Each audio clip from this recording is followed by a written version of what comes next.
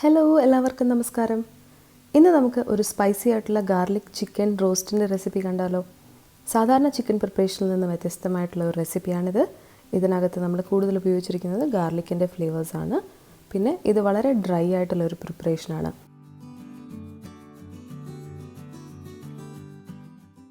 ഈ ഡിഷിൽ ആവശ്യമായിട്ടുള്ള ഇൻഗ്രീഡിയൻസ് ആണ് നിങ്ങളിപ്പോൾ സ്ക്രീനിൽ കാണുന്നത്. 1/2 കിലോ ചിക്കനാണ് നന്നായിട്ട് വൃത്തിയാക്കി മീഡിയം പീസസ് ആയിട്ട് കട്ട് ചെയ്തെടുത്തിരിക്കുന്നത്. അതിലേക്ക് 1/2 ടീസ്പൂൺ ഉപ്പും 1.5 ടീസ്പൂൺ ഗാർലിക് പേസ്റ്റും ചേർത്ത് നന്നായിട്ട് ഇളക്കി മാരിനേറ്റ് ചെയ്യാൻ വയ്ക്കാം.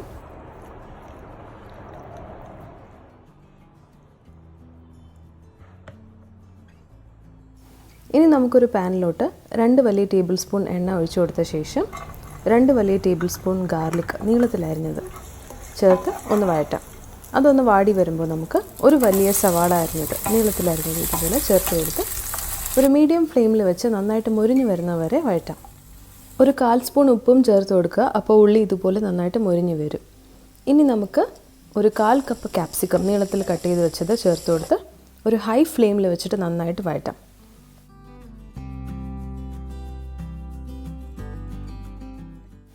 ഇനി നമുക്ക് മാരിനേറ്റ് ചെയ്ത് വെച്ച ചിക്കൻ ചേർത്ത് കൊടുക്കാം. ചിക്കൻ ചേർത്ത ശേഷം ഹൈ ഫ്ലെയിമിൽ വെച്ച് നന്നായിട്ടൊന്ന് വഴറ്റുക. അങ്ങനെ ചെയ്യുമ്പോൾ നമുക്ക് ചിക്കൻ്റെ പുറത്തൊരു വൈറ്റിഷ് ലെയർ ഇങ്ങനെ ഉണ്ടാവും. അത് ചിക്കൻ ജ്യൂസി ആയിരിക്കാൻ വേണ്ടിയിട്ടാണ് നമ്മളിങ്ങനെ ചെയ്യുന്നത്. ഹൈ ഫ്ലെയിമിൽ വെച്ച് ആദ്യം ഒന്ന് വഴറ്റി ഇതുപോലെ വൈറ്റ് കളർ ആവുന്നവരെ ഒന്ന് ചെയ്തിട്ട് പിന്നെ നമ്മൾ മസാലപ്പൊടിയൊക്കെ ചേർത്ത് വേകാനായിട്ട് വയ്ക്കും.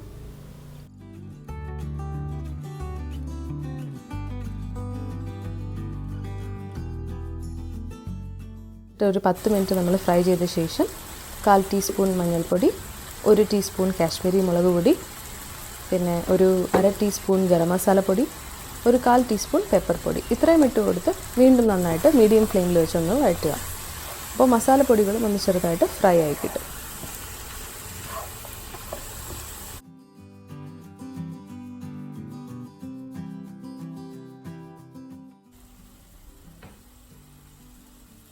രണ്ട് മിനിറ്റ് വഴറ്റിയ ശേഷം നമുക്കിനി വെള്ളം ചേർത്ത് കൊടുക്കാം. വെള്ളം ഇതുപോലെ ടേബിൾ സ്പൂണിൽ അളന്ന് വെറും 3 ടേബിൾ സ്പൂൺ വെള്ളം മാത്രം ചേർക്കുക. അല്ലെങ്കിൽ അത് കറി പോലെ ആയിപ്പോവും. നമ്മൾ വെള്ളം എപ്പോഴും ഫ്രൈ ഡിഷസിന് അളന്നൊഴിക്കാനായിട്ട് ശ്രദ്ധിക്കുക. അപ്പോൾ ഈ വെള്ളം ചേർത്ത ശേഷം നമുക്ക് ഇതൊന്ന് മൂടി വയ്ക്കാം.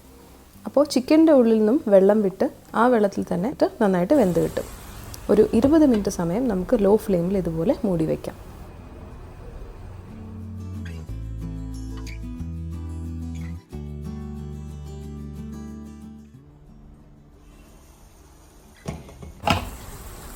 ഇരുപത് മിനിറ്റിന് ശേഷം നമ്മൾ തുറന്ന് നോക്കുമ്പോൾ അത് നന്നായിട്ട് വെന്തിട്ടുള്ളതായിട്ട് കാണാൻ പറ്റും.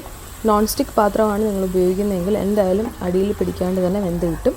അഥവാ നമ്മൾ അലുമിനിയമോ സ്റ്റീലോ പാത്രങ്ങളാണ് ഉപയോഗിക്കുന്നതെങ്കിൽ ഇടയ്ക്കിടയ്ക്കൊന്ന് ഇളക്കി കൊടുക്കാനായിട്ട് ശ്രദ്ധിക്കുക. വെള്ളത്തിൻ്റെ അളവും ശ്രദ്ധിക്കുക. അപ്പോൾ ചിക്കൻ നിങ്ങളൊന്ന് പ്രസ് ചെയ്ത് നോക്കുമ്പോൾ നന്നായിട്ട് വെന്തിട്ടുണ്ട്, സോഫ്റ്റ് ആയിട്ടുണ്ടെങ്കിൽ നമുക്കിനി ഹൈ ഫ്ലെയിമിൽ വെച്ചിട്ട് ഒന്ന് നന്നായിട്ട് വഴറ്റിയെടുക്കാം.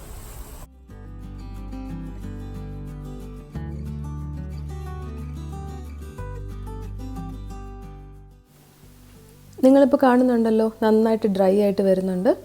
ഇതാണ് നമ്മുടെ ശരിക്കുള്ള പാകം. എത്രത്തോളം നന്നായിട്ട് ഡ്രൈ ആയിട്ട് നിങ്ങൾക്ക് വേണോ അത്രയും ഹൈ ഫ്ലെയിമിൽ വെച്ചിട്ട് നന്നായിട്ട് വഴറ്റിയെടുക്കുക. അങ്ങനെ നമ്മുടെ ചിക്കൻ ഗാർലിക് റോസ്റ്റ് ഇവിടെ തയ്യാറായിട്ടുണ്ട്. ഇത് വളരെ ടേസ്റ്റിയും വളരെ ഈസിയുമായിട്ടുള്ള റെസിപ്പിയാണ്. കറക്റ്റായിട്ടുള്ള ടെക്നിക്ക് നമ്മൾ ഫോളോ ചെയ്യുവാണെങ്കിൽ വളരെ കുറച്ച് സമയം കൊണ്ട് ഒരു അരമണിക്കൂർ സമയത്തിനകത്ത് നമുക്കിത് വളരെ എളുപ്പത്തിൽ തയ്യാറാക്കിയെടുക്കാൻ സാധിക്കും. നിങ്ങൾക്ക് എല്ലാവർക്കും ഈ ചിക്കൻ റോസ്റ്റ് ഇഷ്ടപ്പെട്ടു എന്ന് ഞാൻ വിശ്വസിക്കുന്നു. നമ്മൾ സാധാരണ ചെയ്യുന്നതിൽ നിന്ന് വ്യത്യസ്തമായി ഇഞ്ചിയോ മല്ലിപ്പൊടിയോ ഒന്നും ചേർക്കാതെ ചെയ്യുന്ന ഒരു വ്യത്യസ്തമായിട്ടുള്ള ഒരു ടേസ്റ്റാണ് ഇതിന്. അപ്പോൾ എന്തായാലും നിങ്ങൾ ട്രൈ ചെയ്ത് നോക്കുക. നിങ്ങളുടെ ഫ്രൈഡ് റൈസിൻ്റെ കൂടെയൊക്കെ അടിപൊളി കോമ്പിനേഷനാണ്. പിന്നെ ചപ്പാത്തി, ദോശ ഇതിൻ്റെ കൂടെ നല്ല കോമ്പിനേഷനാണ്. ഇതുവരെ നമ്മുടെ ചാനൽ സബ്സ്ക്രൈബ് ചെയ്തിട്ടില്ലെങ്കിൽ ഒന്ന് ദയവായി സബ്സ്ക്രൈബ് ചെയ്യുക. കൂടെ തന്നെ ബെൽ ഐക്കൺ ക്ലിക്ക് ചെയ്ത് ഓൾ എന്നുള്ള ഓപ്ഷനും ഒന്ന് സെലക്ട് ചെയ്യുക. അപ്പോൾ നിങ്ങൾക്ക് നോട്ടിഫിക്കേഷൻ കൃത്യമായിട്ട് കിട്ടുന്നതായിരിക്കും.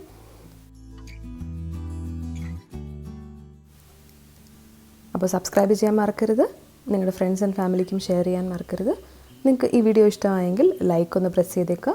അതുപോലെ കമൻറ്റ് ചെയ്യുക. നിങ്ങളുടെ അഭിപ്രായങ്ങൾ അറിയിക്കുക. മറ്റൊരു എപ്പിസോഡിൽ കാണുന്നവരെ ബൈ.